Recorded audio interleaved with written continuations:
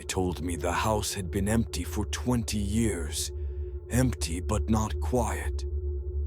Local kids dared each other to touch its porch and run, swearing that something inside always answered with a knock. An old woman told me her brother vanished there in 1963 after trying to spend a single night inside. Police claimed he had run away, but she swore she could still hear him crying through the cellar windows. People in town never called it haunted. They called it hungry. The realtor barely met my eyes when she slid the key across the desk. "Some houses don't keep people," she said. The price was too good to resist.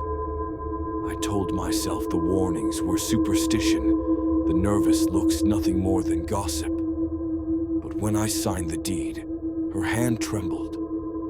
The first night I camped in the living room with only a lantern. The walls groaned, the roof sighed, the air felt thick and swollen, as if the whole structure was holding its breath. Old houses make noises, I thought. But just before sleep came, I heard dragging across the ceiling, slow, deliberate, as though someone was crawling above me on their stomach. Morning showed nothing. No footprints, no plaster disturbed. Still, I left the lantern burning. The second night, a voice whispered from under the bed. My name. Clear, steady in my mother's tone, though she had been dead for years. I froze as it grew sharper, impatient, almost scolding. When I finally lit the lantern, the floorboards beneath the bed were damp, stained dark. By dawn, it had dried and vanished. By the third night, the knocking began. Faint at first, from the attic, then closer, wall to wall. When I pressed my ear to the plaster, something pressed back. The basement was worse. The air was suffocating, thick with iron and mold. Dozens of names had been carved into the wall. Some were faint scratches, others cut deep. At the very bottom, etched so sharply the plaster had splintered, was my name. I swear I never wrote it. When I touched the grooves, the wall pulsed warm, almost feverish. A drip echoed from somewhere deeper, though there was no pipe, no crack, only a darkness that refused to end. After that, the house stopped hiding. Mirrors reflected rooms I wasn't standing in. Doors swelled shut until I begged aloud for release. Once, I woke to children laughing softly around my bed. In the morning, small handprints covered the walls, circling me like a ritual. I tried to leave. The front door knob spun endlessly. The hinges groaned, but the frame never yielded.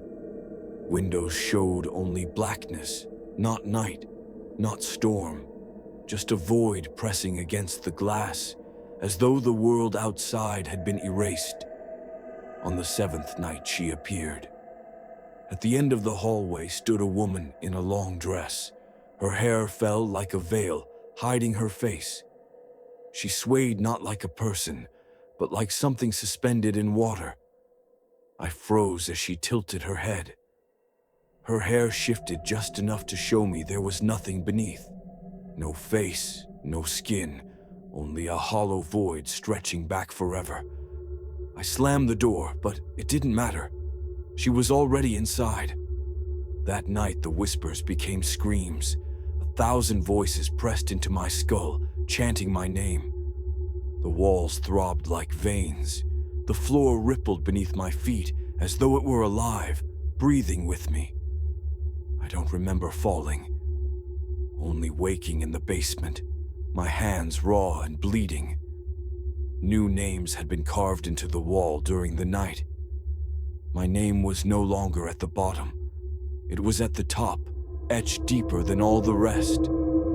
Now the house breathes with me. I hear it when I inhale, a second rhythm, heavier, older. The whispers follow me into dreams.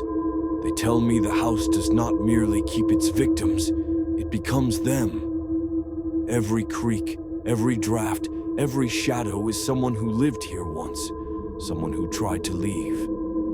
The townsfolk were right. The house is hungry. And tonight, as I write this, I feel the walls pressing closer. My skin itches with splinters. My reflection lags behind my movements, like a shadow that has learned to hesitate. Soon, I will not be a guest.